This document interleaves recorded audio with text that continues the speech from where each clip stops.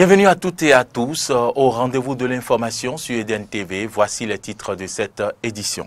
Cérémonie de passation de service dans la matinée de ce lundi au ministère du Tourisme et de la Culture. Anzounkwe a passé le témoin à Oswald Omeki qui prend ainsi les rênes du ministère de la Culture, des Sports et du Tourisme. Élection du recteur et des vice-recteurs à l'université d'Abomey-Calavi. Les opérations de vote se sont déroulées dans la journée de ce lundi. Les résultats provisoires sont déjà connus. Nous en parlerons dans ce journal. Au Libéria, le parti au pouvoir a contesté pour fraude dimanche le résultat du premier tour de la présidentielle du 10 octobre, rejoignant ainsi deux autres partis avant le second tour devant opposer son candidat, le vice-président Joseph Boakai à l'ex-star du football, Georges Weah, le 7 novembre prochain. Voilà pour le sommaire.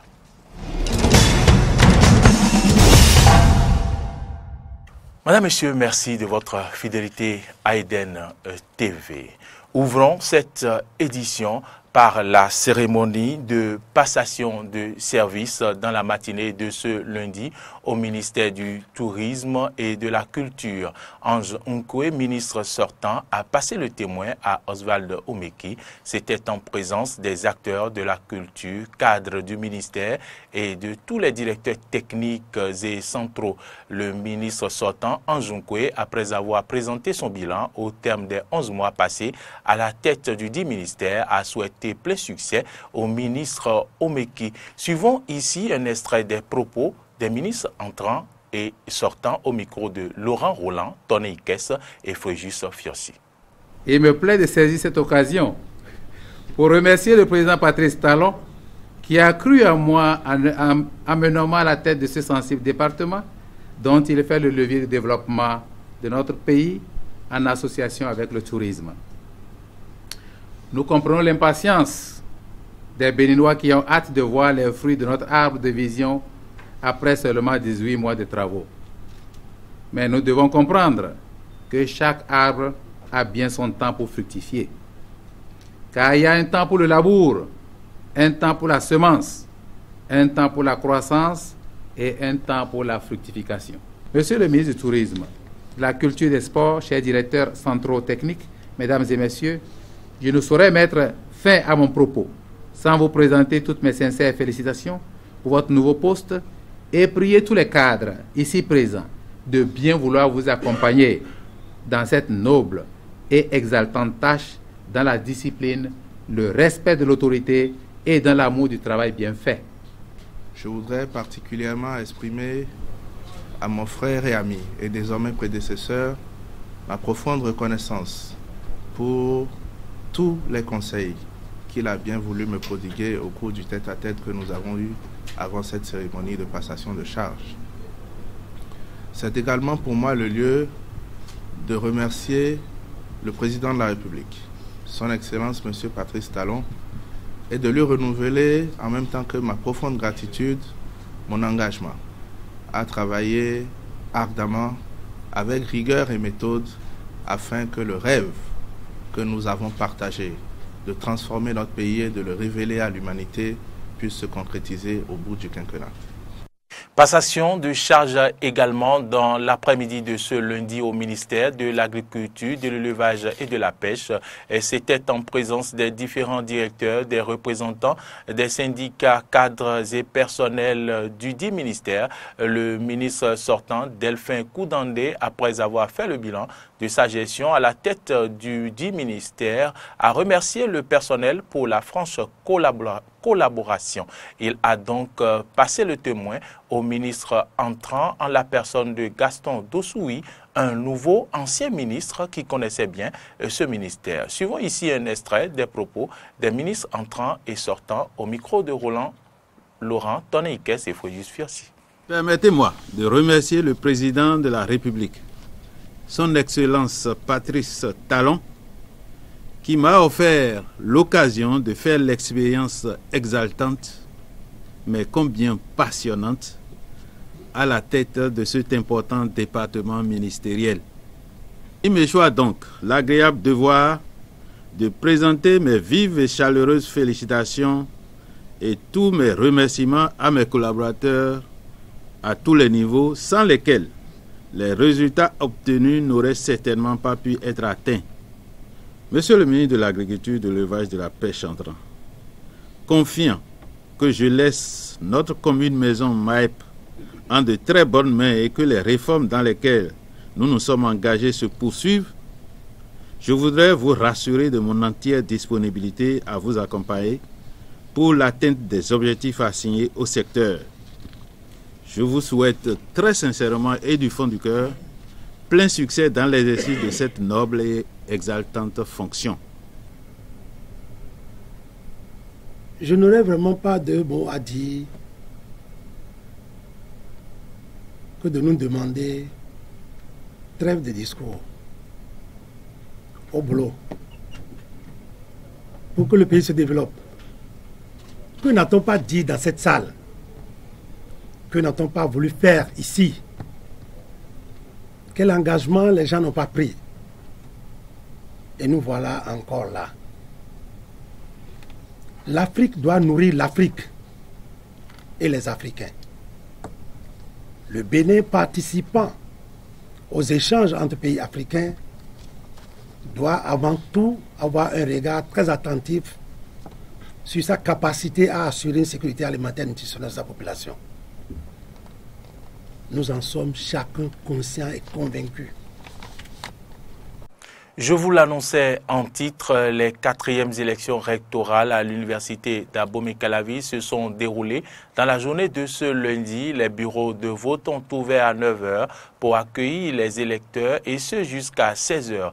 L'université s'apprête donc à choisir le successeur du recteur Brice Saint-Saint et ses adjoints. Et selon les grandes tendances, ce sont les listes Nouvelle Vision du professeur Maxime Dacruz et MIBA Excellence du professeur Delphin Mérito qui viennent en tête respectivement avec plus de 43% et un peu plus de 21%.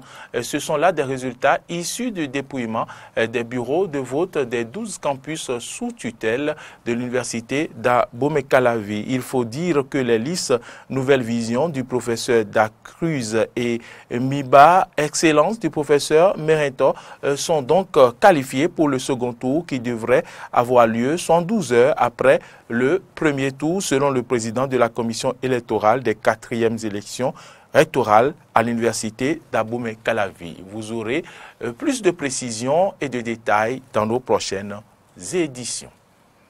Parlons forum des organisations religieuses et associatives. Ce groupe a été créé ce samedi au thème d'une assemblée générale constitutive. FORA entend travailler pour la paix et la lutte contre la pauvreté. Le point avec Laurent Roland Toneinkes.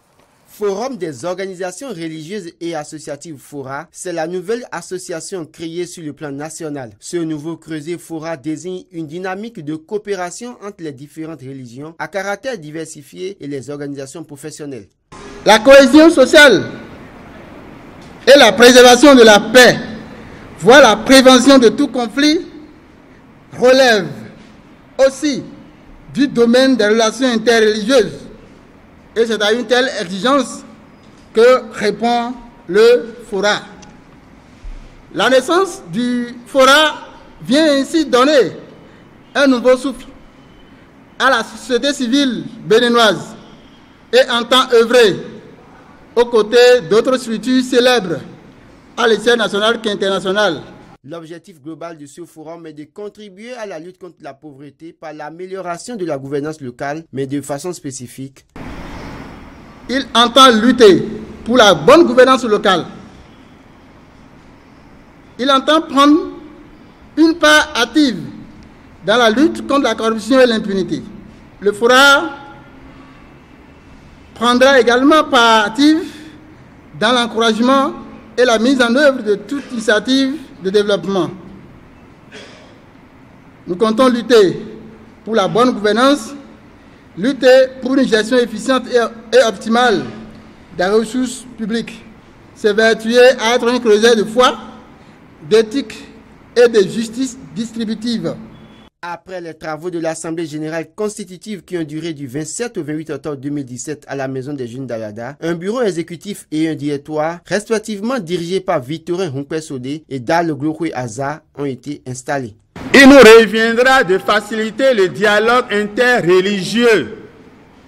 Comme vous le savez, le Bénin est riche en culture et il nous faut cela. Ça sera une âme défensive pour régner dans tout le Bénin. Nous devons œuvrer pour la paix dans toutes les confessions religieuses, dans toutes les associations et la paix en général dans l'Atlantique et dans le Bénin.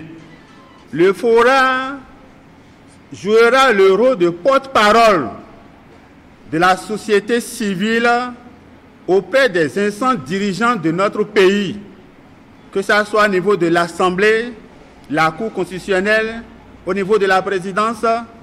Nous allons nous y atteler par le soutien de chacun et de tous. Cette association rassemble autant les organisations professionnelles que les leaders religieux et coutumiers soucieux de rendre légal ce creuset pour la culture de la paix. Le Fora reste donc ouvert à l'adhésion de toute organisation religieuse et associative pour l'atteinte des objectifs fixés. Le RAVIP, recensement initial administratif à vocation d'identification de la population. L'opération, vous le savez, connaîtra ses débuts le 1er novembre prochain. À l'approche d'un tel démarrage, le mouvement des jeunes unis pour le développement prospère, MJUDP et la coalition Bénin en route ont organisé une action de sensibilisation des populations de la 5e circonscription électorale sur son importance. Antoinette Sagbo, Fiacre Voitan pour le point. À quelques jours du démarrage effectif du recensement de la population béninoise qui sera porté par l'instrument du recensement administratif à vocation d'identification de la population RAVIP, des actions de communication pour sensibiliser la population à y adhérer ne manquent pas. Ce samedi 28 octobre 2017, le mouvement des jeunes unis pour le développement prospère, MJUDP, qui a rejoint le parti politique Bénin en route, est allé à la rencontre de ses militantes et militants à Tofo dans la 5e circonscription électorale. Une occasion pour le président Éric Akouté de rappeler le bien fondé du contenu du PAG qui se concrétise ainsi à travers le RAVIP. On en a pour preuve le lancement des opérations sur le recensement administratif à vocation d'identification de la population RAVIP, qui est un instrument avec qui le concours de tous les acteurs permettra au Bénin de satisfaire avec diligence et promptitude aux services sociaux de base. Je voudrais également inviter toute la 5e circonscription électorale, en particulier ma jeunesse, de mon âge, de rester toujours serein, que rien ne se fait dans la division. Car la coalition Bénin en route est née pour 3 choses. Il doit avoir le respect des droits de l'égalité politique et l'éthique. Quant à Jean-Baptiste Rouguet, parrain de l'événement et président de la coalition Bénin en route, le RAVIP est un outil de développement pour la prospérité de la nation, a-t-il laissé entendre. Le recensement administratif à vocation d'identification de la population est un outil de développement, est un véritable outil de développement qui est plus que nécessaire. Il ne s'agit pas ici d'un fichier électoral. Chère population, c'est une opération qui va permettre de pallier aux multiples tracasseries administratives. Elle va par ailleurs permettre d'en finir une fois de bon avec des individus sans date de naissance dont le nombre augmente sans cesse dans notre pays.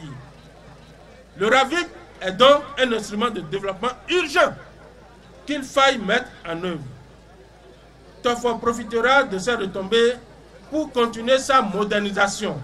Le président de MJUDP, Éric Akouté, et Jean-Baptiste Rouguet, président de Bénin en route, conjuguent ainsi leurs efforts pour que dès mercredi 1er novembre 2017, la population de la 5e circonscription puisse prendre part massivement au recensement.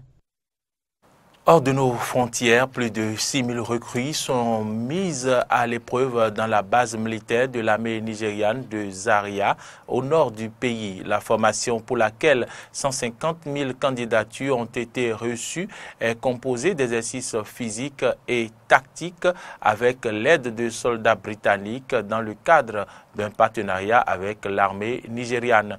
Le Nigeria est confronté à de multiples problèmes de sécurité, de l'insurrection de Boko Haram dans le nord-est au groupe rebelle dans le sud pétrolier.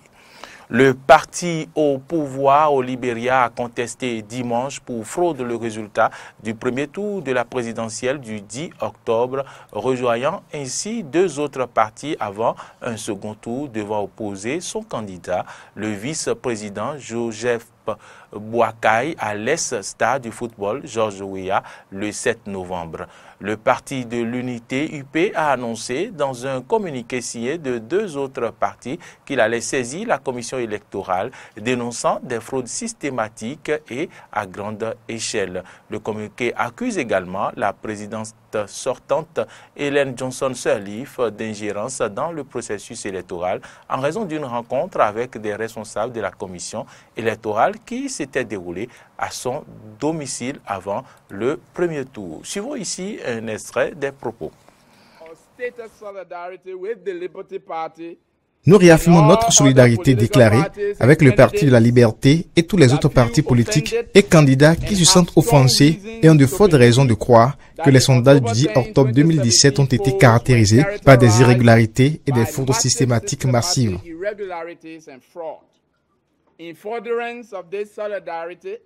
Dans le cadre de cette solidarité et prenant aussi en compte les preuves accablantes de fraude qui continuent d'émerger, nos partis politiques respectifs ont décidé de poursuivre cette affaire jusqu'à une conclusion juridique logique aussi rapidement que le permet la loi libérienne. Le peuple libérien décidera le 7 novembre qui sera son chef entre le Parti de l'Unité et le CDC, Coalition pour le changement démocratique. Si le Parti de l'Unité a peur, ils peuvent y aller s'asseoir. En 2011, nous avons dit que nous n'allions pas aux élections et ils ont eu des élections à un seul parti. Les élections auront lieu. Ceux qui ont perdu ces élections devraient accepter les résultats. Le bilan de l'attaque samedi à Mogadiscio, revendiqué par les islamistes somaliens Shebab, s'élève désormais à 27 morts, un nouvel attentat qui a coûté le poste au chef de la police et des renseignements. Le ministre de la Sécurité intérieure a donné des précisions sur l'incident à l'hôtel Nazar, Oblod, où, a-t-il dit, 27 personnes ont été tuées et d'autres secourues après l'intervention des forces de sécurité, a rapporté le ministre de l'Information, Abdirahman Omar Osman, à l'issue d'un conseil des ministres dimanche. Les membres du gouvernement présents après en avoir délibéré ont finalement voté pour le renvoi des deux responsables, le chef de la police et le chef de l'Agence nationale des renseignements, a poursuivi le ministre. Écoutons le ministre somalien de l'Information. Le ministre de la Sécurité intérieure a donné des précisions sur l'incendie à l'hôtel Nazar, à Blod, où 27 personnes ont été tuées et d'autres secourues après l'intervention des forces de sécurité.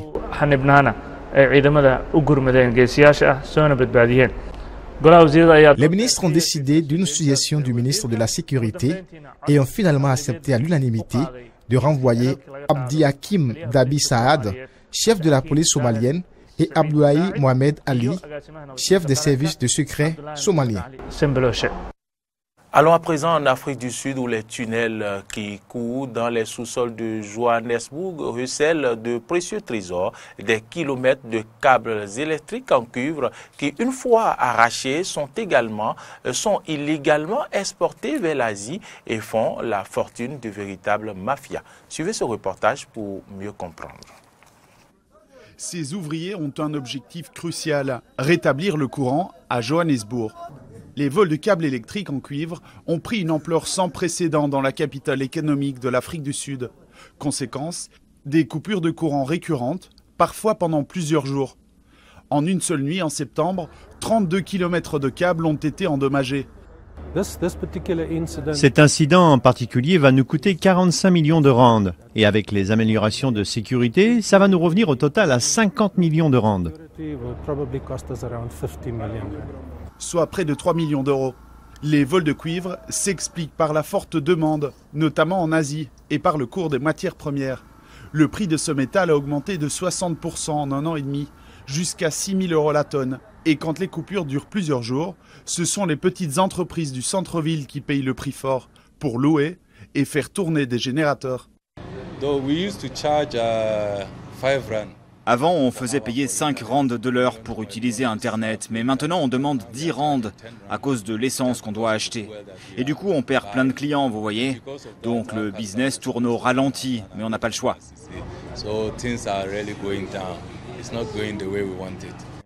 La police sud-africaine vient de créer une unité spécialisée dans le vol des câbles, mais la traque des criminels se heurte souvent à la corruption généralisée. Nous pensons que des fonctionnaires municipaux sont impliqués, ainsi que des sous-traitants, parce qu'ils ont des cartes de ces tunnels où sont enfuis les câbles sous les rues de Johannesburg. Nous n'excluons pas non plus que la police soit corrompue, étant donné les quantités de cuivre qui sont dérobées. Les criminels appartiennent à des gangs sophistiqués. Ils mettent le feu dans des souterrains et profitent du court-circuit pour arracher les câbles. Et tant que le prix du cuivre sera élevé, les autorités sud-africaines vont devoir redoubler d'ingéniosité pour leur faire face. Allons en France à présent. Les installations olympiques peuvent-elles durer des Jeux olympiques de Paris 1924? Il reste quelques sites utilisés par les sportifs qui pourraient même accueillir des épreuves en 2024. Suivons ce reportage pour des éléments de réponse à cette question. Une piscine olympique dans l'est de Paris. C'est ici que Johnny Weissmuller pulvérise les compteurs en nage libre. Le futur Tarzan à l'écran récolte l'équivalent de 3 médailles d'or. Nous sommes en 1924 et Paris accueille alors ses 2e JO d'été. Mais des records, c'est surtout ici, à Colombes, en banlieue parisienne, qu'on en a vu cette année-là. Alors là, on arrive à un endroit vraiment symbolique et historique du stade, c'est le fameux virage et ces tribunes où les gens s'amassaient debout à encourager les délégations qui défilaient lors de la cérémonie d'ouverture ou de clôture ou lors des épreuves sportives. Donc le virage était plein, les gens étaient debout, encouragés. Donc on est vraiment là sur un lieu extrêmement fort en symbole et fort en histoire.